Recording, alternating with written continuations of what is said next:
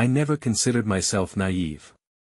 If anything, I prided myself on being observant, the kind of man who could read between the lines, who could see through deception before it even fully formed. But nothing, could have prepared me for the words I heard that evening. I was supposed to be at work. My shift at the warehouse ran late most nights, and Claire, my wife of 8 years, knew it.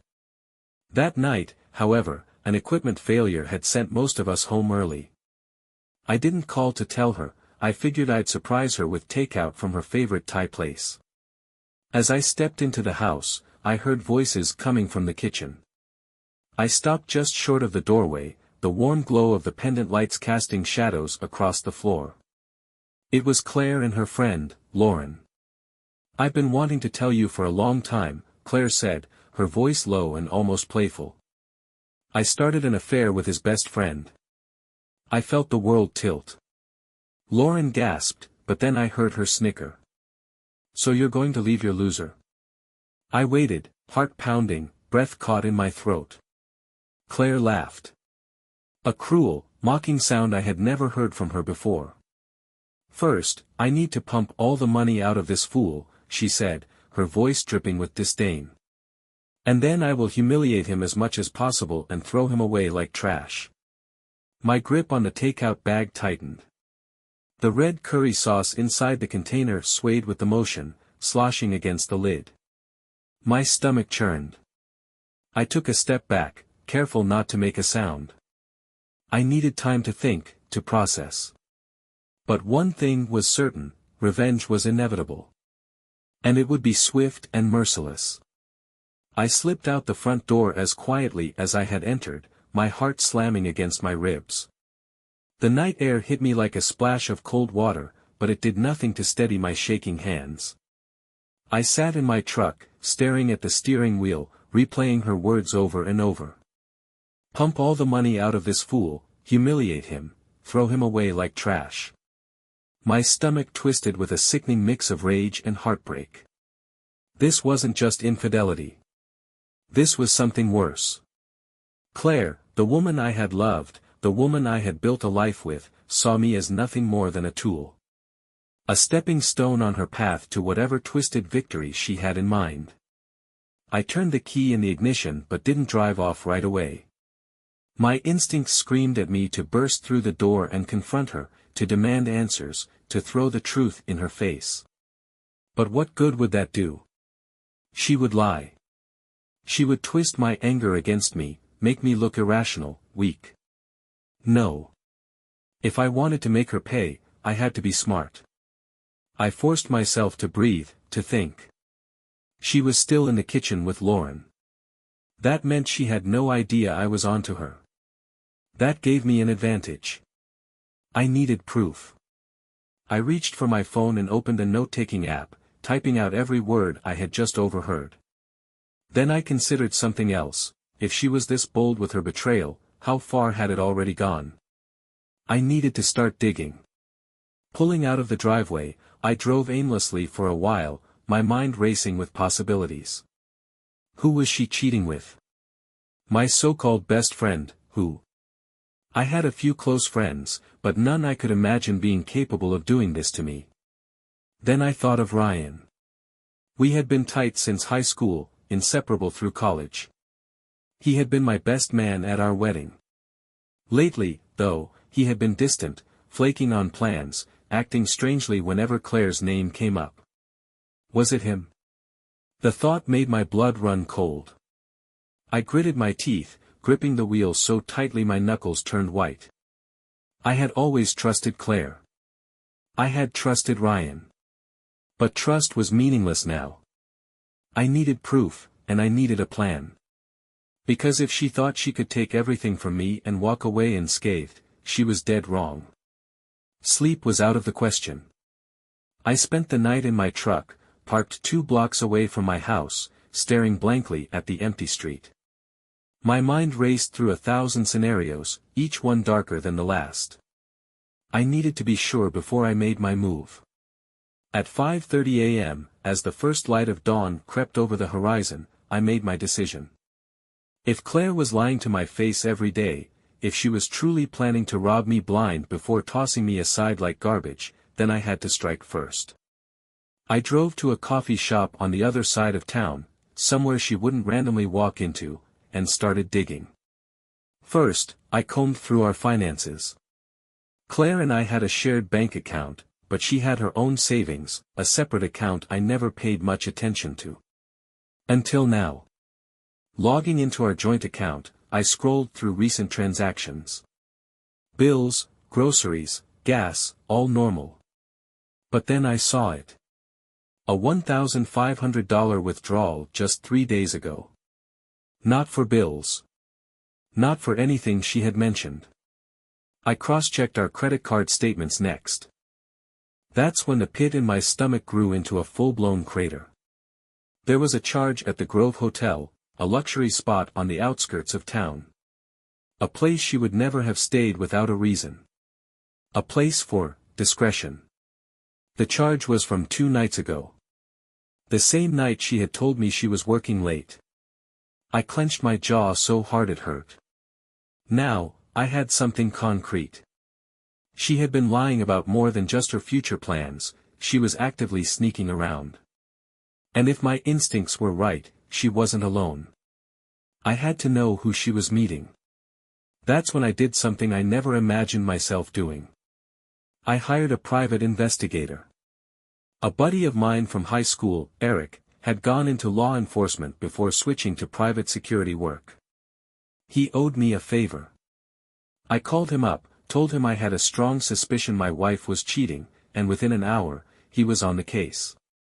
If she's seeing someone, I'll get you the proof, Eric assured me. But I need access to her schedule. Anything you can give me.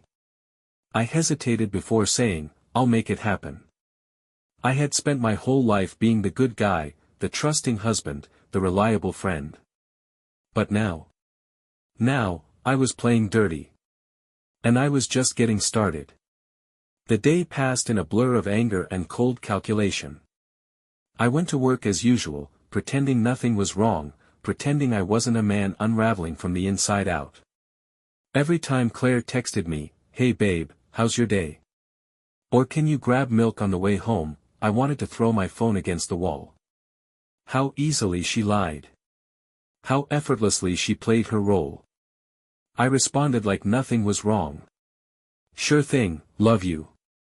It made me sick to type those words. That evening, as I pulled into the driveway, I took a deep breath.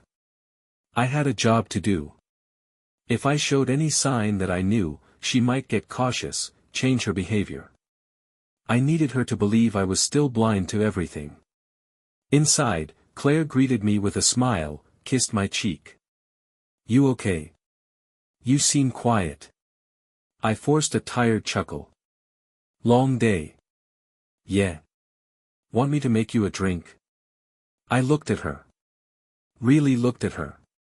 The woman I had promised forever to. And now I knew that behind that warm smile, she was planning my downfall. "Sure," I said, keeping my voice level. She poured whiskey over ice, handing me the glass like a devoted wife. I wondered if she had done the same for him. Did she look at him the way she used to look at me? Did she laugh at his jokes, whisper his name the way she used to whisper mine? I fought back the rage threatening to boil over. Instead, I played my part. I talked about work. I asked about her day. I let her believe I was oblivious. But later that night, while she slept soundly beside me, I took her phone. I had never gone through Claire's things before. I had always believed in trust, in privacy. But those things didn't matter anymore, not when I had heard her with my own ears, plotting to ruin me. The phone was locked, but I had seen her enter her passcode 100 times before. My hands shook as I typed it in. It worked. My heart pounded as I scrolled through her messages. Most were innocent. Chats with her mom. A group text with her coworkers. But then I found a thread under a name I didn't recognize. Aaron. I clicked on it, and the first thing I saw was a message from her just that morning. "Claire, miss you already. Last night was incredible. I gritted my teeth, scrolling further. Aaron, you're addictive, you know that. When do I get to see you again? Claire, soon. But we have to be careful. He's been acting weird lately. I think he suspects something. My blood ran cold. She knew. And that meant I was running out of time. I gripped Claire's phone so tightly my fingers ached. Aaron. I didn't know an Aaron. Not from her work, not from our social circle. Whoever he was important enough to her that she felt the need to be cautious. I scrolled up, searching for more. Aaron, you worry too much. He's an idiot. He won't figure it out. Claire, don't underestimate him. I just need more time. Once the money's sorted, I'll be done with him. I swallowed the bile rising in my throat. She was planning to bleed me dry. The rage bubbling inside me threatened to spill over, but I forced myself to stay calm. Not yet. I had to play this carefully. If I confronted her now, she'd deny everything. She'd cry, twist the truth, maybe even turn it back on me. No, I needed more. I needed proof. I put her phone back exactly where I found it, careful not to leave any trace that I had seen her messages. Then I lay in bed next to her, staring at the ceiling while my mind worked through my next move. Who the hell was Aaron? The next morning, I sent Eric a message. Look into a guy named Aaron. He's definitely the one. His reply came minutes later. On it. Anything else you need? I hesitated before responding. Yeah. Find out how much money she's taken from me already. I went through my day like a man on autopilot. Work was a blur. Conversations felt distant. Every time Claire texted me, hope you're having a good day, love you, I wanted to throw my phone against the wall. By the time I got home, Eric had an update. Aaron Mitchell. Works in finance. Recently moved here from out of state. Divorced. No kids. Met Claire at a charity event 4 months ago. My guess? He knows exactly what he's doing. I clenched my jaw. 4 months. That was around the time Claire had started acting different. Dressing up more. Taking mysterious work trips. Eric's next message made my stomach drop. Check the bank records. She's been transferring money into a private account. So far, she's moved over $30,000. 30 grand. Gone. That was it. That was the moment I knew there was no coming back from this. Claire wasn't just betraying me. She was stealing from me, setting me up to be tossed aside like yesterday's trash. I stared at the message for a long time before typing out my reply. I'm going to end this. But first, I want her to think she's won. Because if Claire wanted to play games, I was about to show her how it was really done. The hardest part was pretending I didn't know. That night, I sat across from Claire at the dinner table, watching her as she laughed at some meaningless story about her day. She looked so normal. Like the woman I had fallen in love with. Like the woman I had married. But I knew better now. Every time she smiled at me, I wondered if she was thinking about him. Every time she touched my hand, I imagined her touching him. Every time she said I love you, I wanted to laugh in her face. But I didn't. Instead, I smiled back. I nodded in all the right places.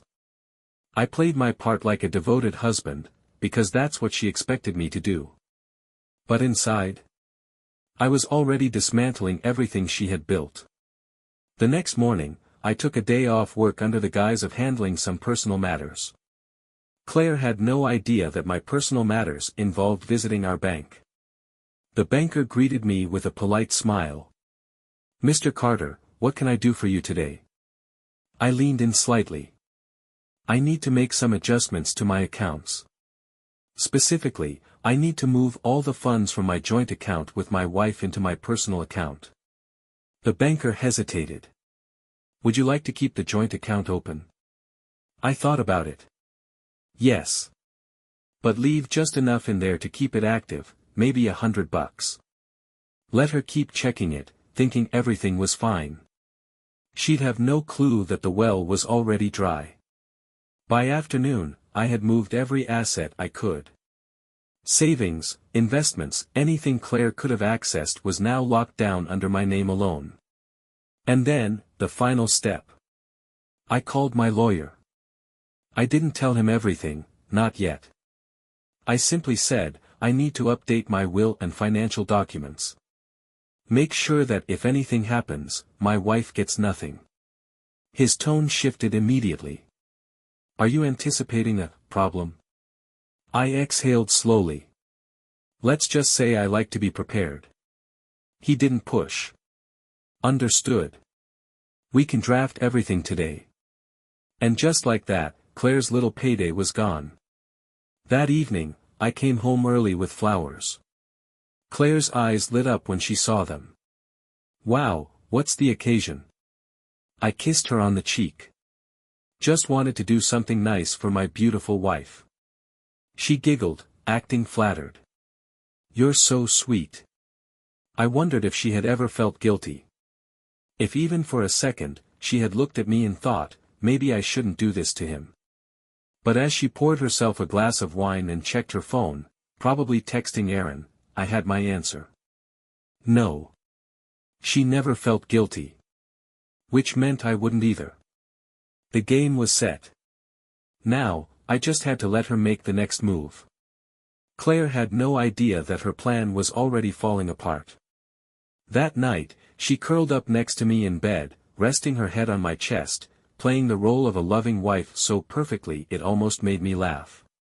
If I hadn't known the truth, I might have believed it. But I did know. And I was going to make sure she paid for every single lie. The next morning, I checked my phone. Eric, she made another transfer last night. $5,000. But it bounced. The account's empty. I smirked. Right on cue. It didn't take long for Claire to notice. I was in the kitchen, making coffee, when she came rushing down the stairs, her phone clutched in her hand. Hey, babe. Her voice was overly casual, too controlled. Did you, do anything with the bank account? I turned to her, taking a slow sip of my coffee. The joint account? Yeah. She forced a laugh. I tried to make a transfer this morning, but it says insufficient funds. I frowned, pretending to be confused. That's weird. Maybe it's a bank error. Her smile faltered for half a second before she recovered. Yeah, maybe. I could see the panic behind her eyes. She was scrambling, trying to figure out what had gone wrong. She had planned to drain me dry, to quietly take every dollar she could before disappearing into the sunset with Aaron. But now, her little nest egg was gone, and she had no idea how or why. I almost felt sorry for her. Almost. I waited for her to make the next move. And she didn't disappoint. That afternoon, I checked the home security cameras from my phone. Claire was supposed to be at work, but instead, I watched her walk out the front door, looking around nervously before getting into her car. Destination? The Grove Hotel. The same place she had been sneaking off to with Aaron. I clenched my jaw but forced myself to stay calm. This was what I wanted. If she thought she could fix things, she'd make mistakes. I sent a quick text to Eric. She's on the move. Headed to see him. Eric, I'm already there. Hours passed before Claire came home. I was waiting in the living room, nursing a beer, keeping my expression relaxed. She walked in, trying to act normal, but I could see the tension in her shoulders. She had failed. Whatever plan she thought she had left, it was crumbling. You okay? I asked, my voice calm. She forced a smile. Yeah. Just a long day. I nodded. I get it. She hesitated, as if waiting for me to say something more. Maybe she thought I'd mention the bank again, that I'd give her some clue that I was onto her. But I didn't. Instead, I leaned back and took another sip of my beer. Because the real fun was just beginning. Claire was unraveling. She tried to play it cool, but I could see it, the way her hands fidgeted when she thought I wasn't looking, the way she kept checking her phone only to sigh in frustration. She was losing control. Good. That night, I got a text from Eric. Eric, they argued. I got audio. I stepped out onto the back porch and called him. What happened? I asked. She met Aaron at the hotel like you thought. But here's the kicker, he's not the mastermind in this. She is. I froze. What? She's the one calling the shots. Aaron was in on it, yeah, but he thought she was getting a divorce, not scamming you. When he found out the money was missing, he flipped. Said he wasn't going to ruin his life for this. I let out a slow breath, gripping my phone tighter. She tried to calm him down, Eric continued. Told him she'd figure it out, that she just needed time. But get this, when he threatened to walk away, she threatened him back. My stomach tightened. With what? Eric sighed. Said she'd tell his boss about the illegal trades he made. Whatever that means. So that was it. She wasn't just using me. She was using him, too. I ran a hand down my face. Did you get any proof? Oh yeah, Eric said. I got the whole thing recorded. You're gonna want to hear this. I sat in my truck that night, listening to the recording. Hearing Claire's voice, cold, calculating, made my skin crawl. You don't get to walk away from this, Aaron. You knew what this was. I thought you were leaving him. I didn't sign up for this scam. Oh, please. You were fine with it when you thought you were getting a cut. This isn't what we agreed on, Claire. You said. I said I'd take care of it. I am taking care of it. The money's gone. What are you gonna do now? She paused for a long moment before answering. Don't worry about it. I'll make him pay one way or another. I gritted my teeth. That was the final straw. She wasn't just planning to leave me. She was still scheming, still trying to figure out another way to squeeze me dry. She thought I was just some fool she could play until she was ready to walk away. But she had no idea that I was about to end her game for good. The next morning, I woke up before Claire. She was still curled up under the blankets, completely unaware that her entire world was about to come crashing down. I got out of bed, showered, and dressed like it was just another normal day. But there was nothing normal about what was coming. By noon, everything was set. I had the bank records. I had the audio recordings. I had proof of her affair. And now? I was about to make sure she had nothing left. I started by making a call to our bank, officially closing the joint account. Then I forwarded the financial evidence to my lawyer, along with a simple message. File the divorce papers immediately. Make sure she gets nothing. But that was just the beginning. Next, I sent the recording of Claire's conversation with Aaron to his employer. Within 30 minutes, Aaron called her. I stood in the hallway, listening through the door as she answered. What do you mean they fired you? She snapped. A pause. No, I don't know how they found out. Are you saying I? She trailed off. I smirked. That's right, Claire. Your leverage is gone. Your little safety net. Gone. She slammed her phone down and let out a frustrated sigh. I stepped into the room, feigning concern. Everything okay? She looked at me, her frustration flickering into something softer. Yeah. Just a rough day at work. I almost laughed.